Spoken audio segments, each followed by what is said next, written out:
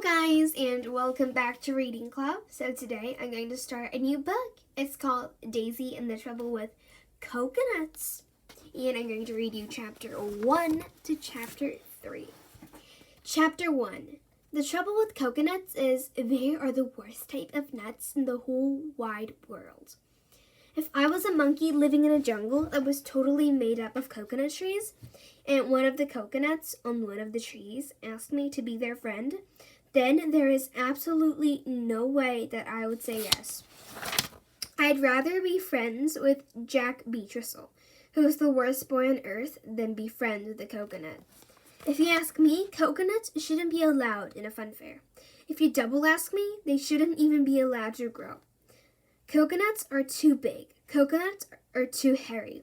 Plus, if you try to win one, they just get you into trouble, which isn't my fault. Chapter 2. I was really excited when I heard that the fun fair was coming to town. Gabby was the first person at school to tell me.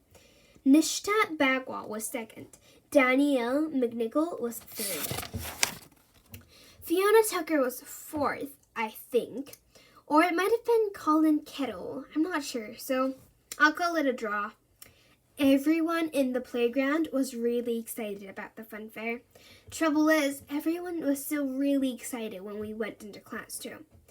Being excited about fun fairs in class is against school rules because it makes you forget your timetables and it makes you fidget. The trouble with fidgeting is it makes your chair squeak.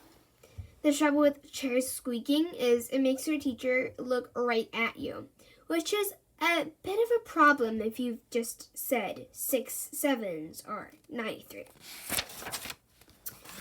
If you've just told your teacher that 6 7s or 93, you really want her to ask someone else the next sum. Trouble is, when Mrs. Peters heard my chair squeak again, she asked me 2 sums in a row, which is probably against the law, but there was no one around to stop her. The trouble with 9 times 8 is it's an even harder sum to do than 6 times 7, especially if there's a fun fair coming to town. If there's a fun fair coming to town, all sums turn into really hard sums because your brain can't stop thinking about more important things like fun fairs. The trouble with thinking about fun fairs during mental arithmetic is the 9s sound a bit like 5s, and the 8 get muddled up with 4s. Which is why I said that the answer to 9 times 8 was 20. Which isn't the right answer either. When Mrs. Peters said it wasn't even close, everyone in my class started looking at me, which made me go all hot. The trouble with going all hot in class is it makes your brain shrink, which means it's even harder to do sums in your head.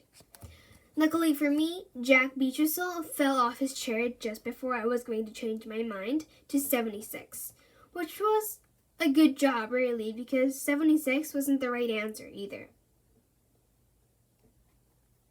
Thank goodness Jack did fall off his chair because everyone was looking at him now instead of me, including Mrs. Peters, except no one could see him because he hadn't got back up off the floor. When Fiona Tucker looked down by her feet and told us that Jack was dead on the floor, Mrs. Peters forgot about 9 times 8 altogether. She ran to the back of the class where Fiona and Jack sit and looked under the desk to see if it was true. But it wasn't. Jack Beetristle wasn't even slightly dead. He was just pretending. That's the trouble with Jack Beetristle. He is so badly behaved.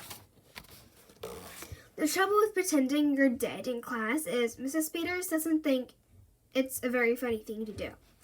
Everyone else in class thought it was funny that Mrs. Peters is a teacher, which means she's had her funny bones taken out and replaced with crossbones. Her crossbones got even crosser when she noticed that Jack had been drawing fun fair pictures all over his math book. Then she got even crosser than crosser when she noticed that Fiona Tucker had been drawing fun fair pictures too. It wasn't just Jack and Fiona either. Nashtat had drawn a big wheel on the back of her hand. Harry Bayless had done a candy floss tattoo on his arm, and David Alexander had drawn a rifle range with exploding ducks right across the top of his school bag. No wonder no one could get their sums right. Luckily, I'd never been to a fun fair before, so I didn't know what kind of pictures to draw, but I still got told off for squeaking. Mrs. Peters told us that fidgeting and drawing fun fair pictures and mental arithmetic was completely unacceptable behavior. She said that if the Pythagoras had spent all his time fidgeting and drawing candy floss tattoos on his arms, then mathematics would still be in the dark ages. She said that from now on, we must start concentrating on the important things in life. Then she said we had to stay in at break time to catch up on our sums. Plus, we got banned from even thinking about fun fairs for the rest of the day. But I still did, only in secret and without fidgeting. Chapter 3. The trouble with fun fair posters is when a fun fair comes to town, they stick them everywhere. When me and Mom went into town after school, I saw fun fair posters stuck on the fence down by the roundabout. There were fun fair posters stuck on the window of an empty shop in the high street. There were even bits of a fun fair poster stuck on the back of a lorry parked outside the baker's. It was so exciting. It got even more exciting when Mom told me that Nanny and Grampy had phoned while I was at school and offered to take me to the fun fair on Saturday afternoon. I didn't even know that my Nanny and Grampy liked fun fairs. I thought they were far too old to like fun things. Mom said that just because people are over the age of 60, it doesn't mean they should give up the will to live. She said that for a lot of people, retirement is the most enjoyable time of life. She said that when you're Nanny and Grampy's age, you can do anything you want, anytime you want to. Which is a good job, really, because Mom would never have taken me to a fun fair, because Mom doesn't like fun fairs at all. Whenever the fun fair has come to town before, my mom has always pulled a grumpy face. As far as she's concerned, fun fairs are a complete waste of money. Plus, she says the games at the fun fair are too expensive and the rides spin you around so much they make you sick. Sometimes I think my mom should have been a teacher. Luckily for me, Mom wasn't invited. I reckon Nanny and Grampy had probably taken Mom to a fun fair when she was a little girl and had decided never to do it again. Fun fairs are no fun at all if you take the wrong sort of children. Luckily for Nanny and Grampy, I was exactly the right sort of child to take to a fun fair. I didn't mind if the rides were too expensive because Nanny and Grampy would be paying. I didn't even mind if the rides made me feel sick because at least I'd be having brilliant fun at the same time. Plus, I was absolutely sure I wasn't going to be sick anyway. When I spoke to Grampy on the phone on Friday, he sounded even more excited about the fun fair than me. He asked me if I'd ever been in a bumper car, and I said I hadn't. He asked me if I'd ever been down a helter-skelter, and I said I hadn't. He asked me if I'd been on a waltzer, and I said I hadn't. He asked me if I'd ever eaten a toffee apple, and I said I had. But I hadn't, only I said I had because it was getting a bit embarrassing. And anyway, I had eaten an apple before, and I had eaten a toffee before, only not at the same time, which is almost the same thing. Kind of.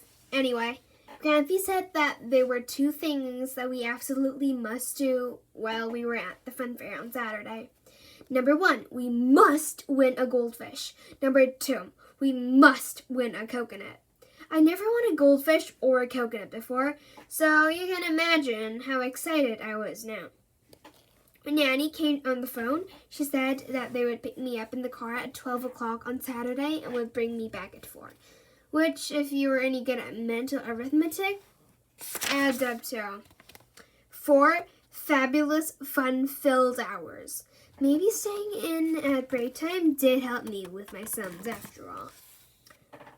That's the end of this channel. If you liked it, please click many likes and subscribe Reading Club.